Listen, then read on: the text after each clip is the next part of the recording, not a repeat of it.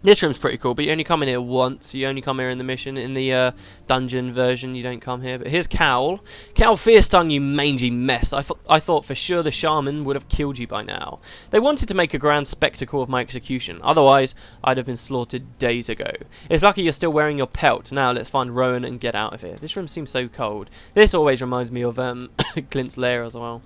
But yeah, what I was saying with Nicholas and Vale is they're essentially the same kind of character in that they're both adventurers and they've both lived very fulfilling lives, essentially. And it turns out that they're actually quite good friends as well. Nicholas the Traveller, often his reasons for, oh hey, why do I want this? Why do I want this item or this item? It's his reason is, oh hey, Vale's doing something and he wants the item. Do you remember when we were playing on Tom quite recently when we were going on the big long journey to get to the Asura lands, and we saw the green Tengu, and I said that Nicholas the Traveller at one point wanted Quetzal crests? Well, that's actually for Vale. Vale wanted the crests to wear as like a mask or something to spy on the Tengu.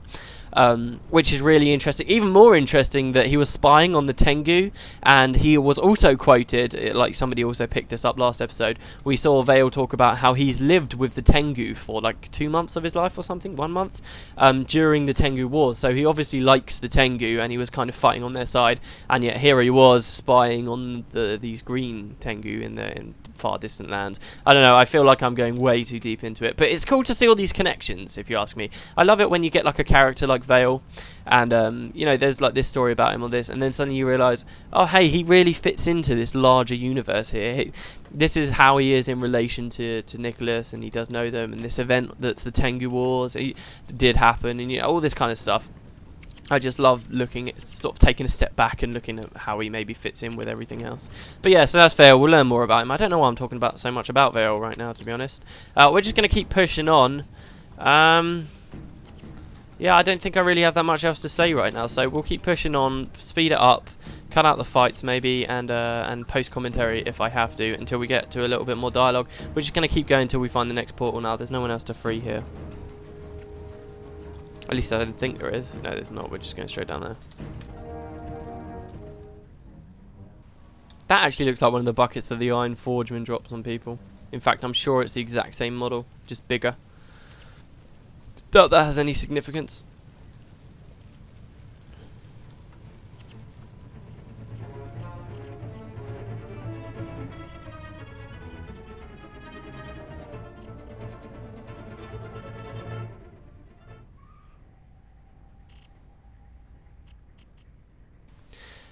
So yeah, here this room's actually really cool to get through. As you can see, it's kind of all turned a bit of a nasty green here at the moment.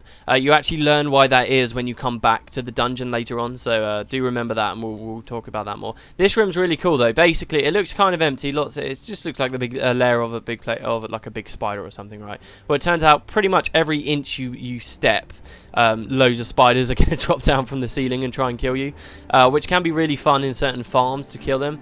But you'll notice that the door on the other side is actually open. There's a boss over there as well. So what you can do is when you get there, hold on, we just have to kill these guys. If you go, just make a beeline and run as fast as you can, you'll get crippled by the spiders.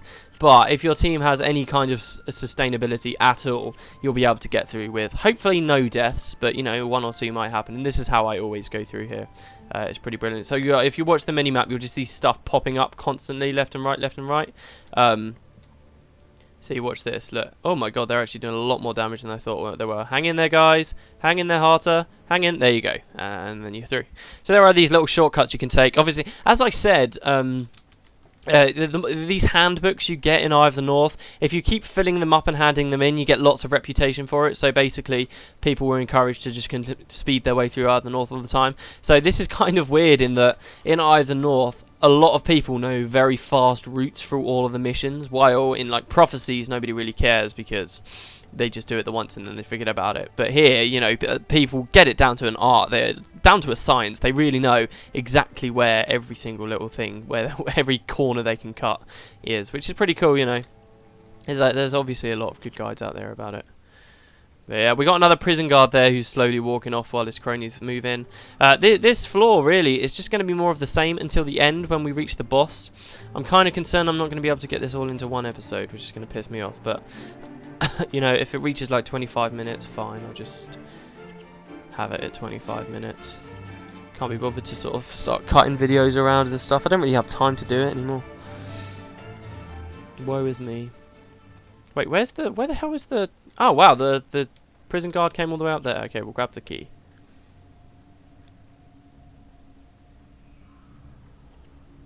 Also, you'll notice we're starting to see some really interesting designs on the Charr. Like, that doesn't even really look like a Charr. He doesn't seem to have any fur. But the guys we're with look pretty brilliant, if you ask me. Like, with kind of the stripy and the right colours. But yeah, here we go. So this is the next room. My game might lag a little bit in here. This is one of those rooms where, you know, the install requirements for Guild Wars aren't really that high. It's quite a good game in that respect. It looks quite realistic when it came out. It was one of the best looking MMOs out there when it came out. But my old computer used to run everything just fine. But this room we're coming into now, Jesus, I don't like the look of what's going on here. This room we're coming into now, always, without a doubt, would lag my computer down, and it would drop me down to like 15 FPS. It's because of all the little particle effects with the trees and stuff. I don't know whether my new computer will. It probably won't, because it's actually pretty good. Even with fraps on, yeah, see, it's not lagging that bad. But yeah, I used to remember this room was a nightmare. Not just because it's usually jam-packed with things to kill, but also because of it would just lag your screen out. I don't know why that happens. There's another place in Eye of the North as well. There's one of the best places down here in the Charr homelands, which is just a giant burning forest. It's to do with one of those quests we were offered before we came in, but yeah. We'll see that. Anyway, here's Rowan.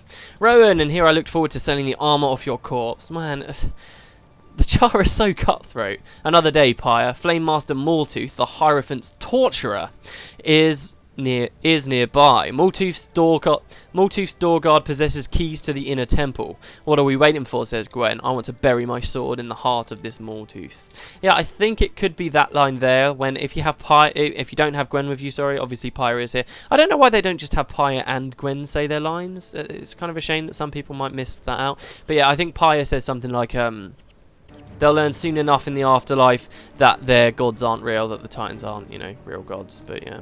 Which is one of his more interesting lines. Anyway, here we go. Another prison lock. Going on through. When you come back here... Oh, why is my game just cut out? Shit. It just crashed. Hold on. Ah. Well, I have no idea what happened there. That is kind of worrying. My god. Yes, I'm still reinstalling Windows. It's I just didn't have any time to work on it yesterday. So basically, I've just got 2 operating systems up at the moment. But yeah. I'm just kind of dragging it out. It's not that it's really taking that long anymore. It's just that I haven't bothered looking at it for a while. But yeah. I also noticed, though, thanks to that crash, I saw how long Audacity's been running for. And it's 29 minutes. So I might just talk a lot and kind of drag it out now, to be honest. There's another section over here. So that it ends up 2 videos. There's another section over here, which looks really cool. I always love the way that this place looks. But there's no reason to come here either outside of going for treasures. Like, look at how big this room is. This place is just awesome.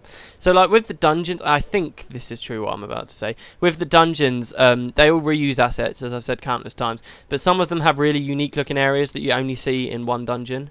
And I think this sort of landscape here you only see in the one dungeon, just kind of like this big collapsing, like, you can walk all the way over there. There's no reason to go over, but you can go all the way over there, and like you just kind of see, like, this doesn't look like you should walk up there, right? But you can. So yeah, you just kind of get this nice view. God, am I really coming all the way over here to show this?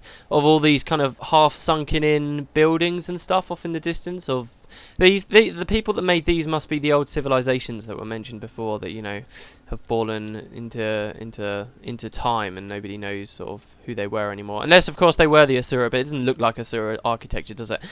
If anything, it looks like Ascalonian, but again, I think that's just them reusing models there. So. But yeah, it looks pretty cool, doesn't it? You know, there are a lot of little things like this that just look pretty awesome. I think I like that place mostly because it looks like an actual natural cavern with real rock and stuff coming across. You know, like these jet black rocks here.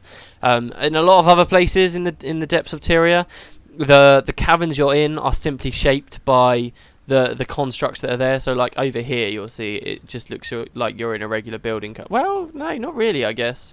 Maybe I'm just talking out my arse. There's not even a roof up there. That's how deep we supposedly are down. That's crazy. But yeah, okay, so let's keep going. Starting to see lava now. Obviously, the Flame Legion do love their fire, so lava's going to be a massive thing here. When you walk close enough, this prison guard will start his patrol, I think, and try and leave. So try and use a speed boost or a snare. You move like a dwarf would be great against this guy, to be perfectly honest. Knock him out. If you're quick enough, you should be able to get it before he goes over to those patrols over there. Will be good. That kind of happens in the dungeon as well. A magma blister. Oh, right. Okay, so here are oozes. Oozes. Have we met any oozes? I don't think we have we? Well, oozes are creatures that live in the depths of Tyria. They're a really interesting type of enemy. Well, I'll talk more about them as we see more, but there was one there that we just killed. They're not necessarily more threatening than other types, but yeah. So here we go. We're coming up to the boss room now, actually.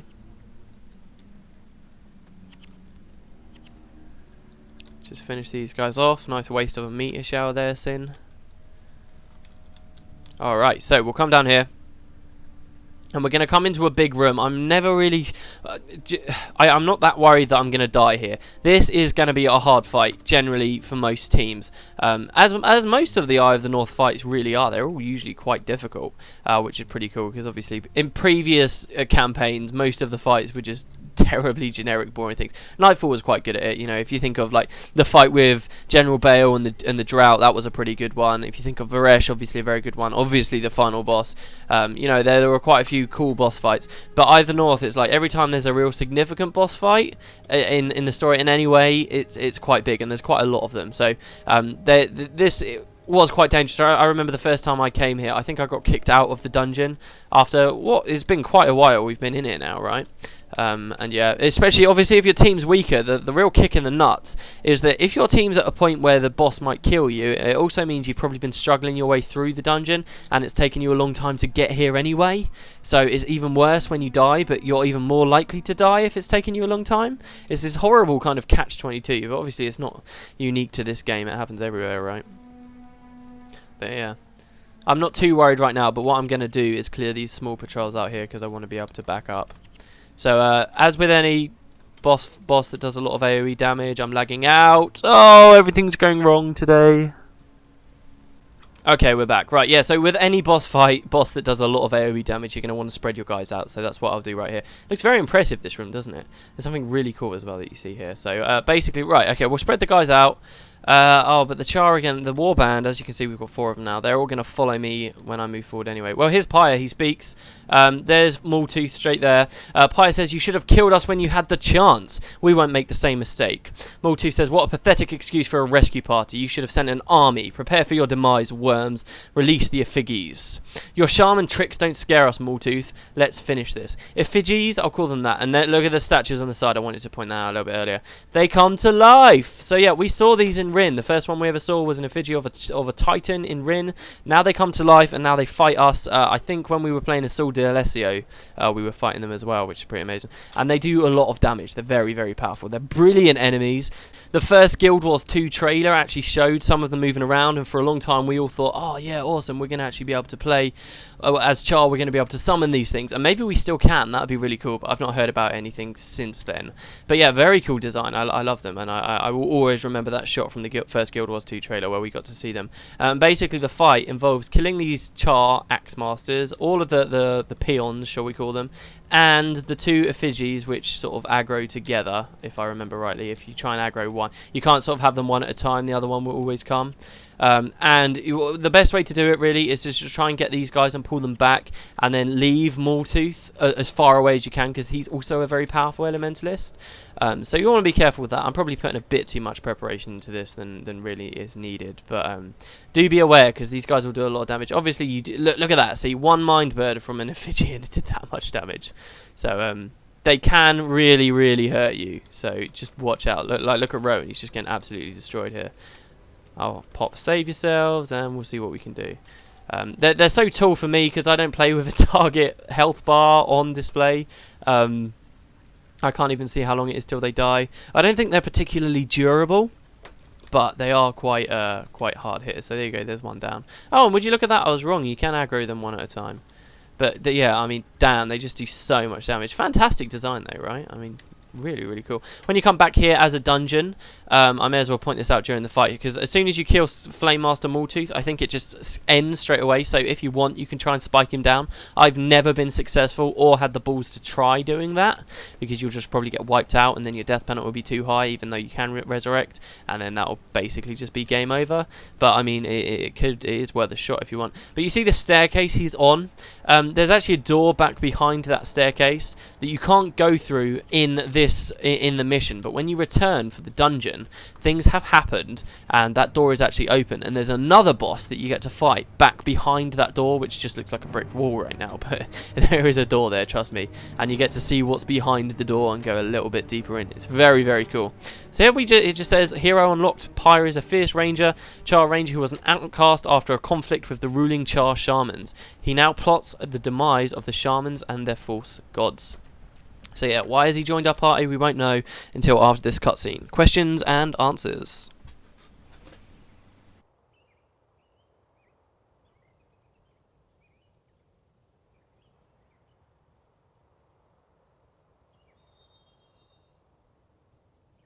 You have freed my warband. And now that we have, you don't need us anymore, right? I made a bargain. I shall keep it. So the Charr do have honor. Honor be damned. A poor warrior abandons his best weapons. Gron, what have you brought for us? You missed this one the first time through. You're getting sloppy. You and your pets will pay for this, fear shot. Probably, but not today. Where are the humans? Why should I tell you, traitor? I'll hobble you. I'll stake you out in the sun. Then I'll turn you over to the mouse here. She likes to hurt Charr. Just give me half a chance. The meat, the humans, are in the south, in the Saknoth Valley. The Hierophant means to feed them to our new gods. Those are not gods. Do you think we care? What matters is that others think they are. I know the valley he speaks of. Have you heard enough? More than enough. Then release me. I'll head north, away from here. I want no part of your petty vengeance. You forget. You are part of my petty vengeance. You killed him. Even though he told you what we wanted to know. He tried to bargain from a position of weakness. He was a fool. You are savage, treacherous animals. You know nothing of my people. I love that line. I'm loving playing with the Charr. I haven't seen that cutscene for a long time. This is so, oh man, awesome. So there you go, a nice taste of the Charr there. Pyre is such a badass, I mean seriously. I also love how big he looked in comparison to Gwen there, that was hilarious. So yeah, there we go, that's the next mission. Now next, the Charr Homelands is weird because it's like you complete all 3 missions and then it just throws all of the side quests at you, but only after you've completed all 3 missions. We do get some nice interim quests now though, so we get a couple of primary quests before the final mission. So we will at least be able to see those, and then I think then it sort of all opens up and we can learn about what happened with Chance Redding and so on. So yeah, we'll see what happens there. I'll finish this quest though. I'm not impressed. Breaking into the Hierophant's stronghold will be no small feat, Peter. This assault will take planning and a Charr-like commitment to success. Are you prepared to do what must be done to succeed? Good. Go first speak with Seer Fiercerain. He has a powerful siege weapon you must learn to use in the upcoming battle. There will be other tasks. Try to complete them without whining too loudly. I cannot stand the sounds you humans make when you are unhappy. Okay, I'm prepared to win. So this siege thing, this goes back to the Devourers. It's fantastic. It's brilliant. Okay, so we'll see that tomorrow, I guess, unless I think of something really important I've missed out on. But yeah, okay, so I hope you guys enjoyed this episode, or these 2 episodes, actually, as it happens. Hopefully there won't be but 15 minutes each. I'm really sorry if they do. I hate it when it happens, but that's just the way it might end up. But yeah, so yeah, I hope you guys enjoyed this, and I guess I will see you next time. See yous.